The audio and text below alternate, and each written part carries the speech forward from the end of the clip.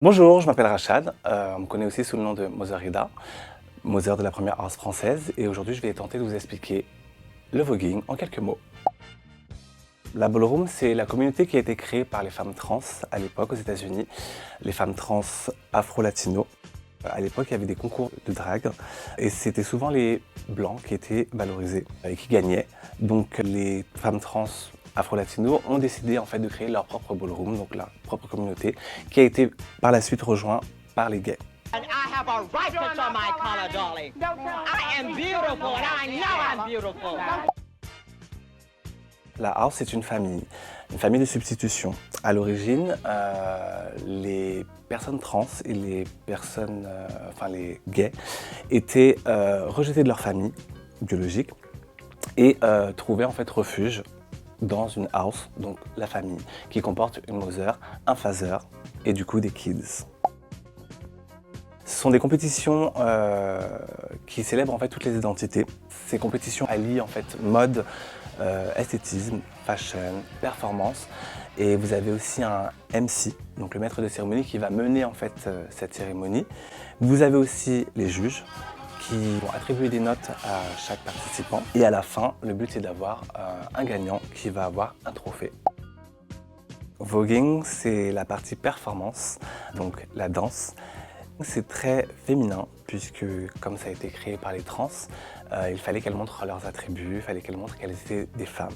Ça a commencé tout d'abord par le old way qui est très linéaire donc, et qui découle des poses, des mannequins. Donc vraiment pose, pose, boum, boum, boum. Ensuite les lignes. Ensuite pour découler du new way. Le new way c'est la même chose que le old way, sauf que on va rajouter de la contorsion. Donc c'est pas n'importe qui peut faire New Way. Et pour ensuite arriver à la partie la plus moderne du Old Way, donc le Vogue Femme.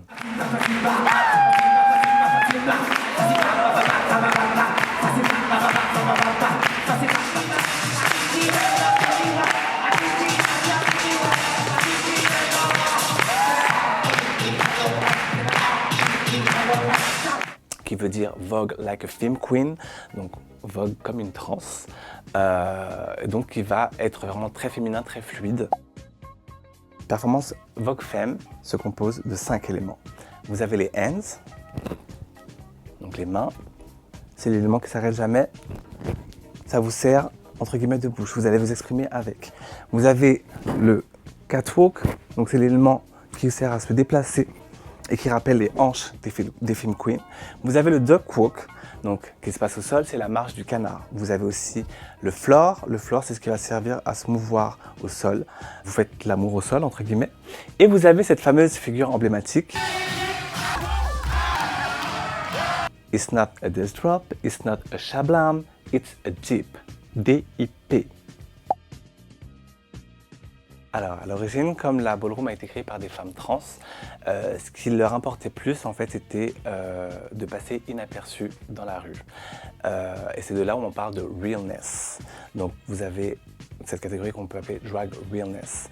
Realness peut s'appliquer aussi à d'autres catégories, par exemple Pretty Boy ou Executive Realness. Executive, c'est vraiment, c'est ce qui se rapproche le plus du stéréotype de l'homme blanc businessman.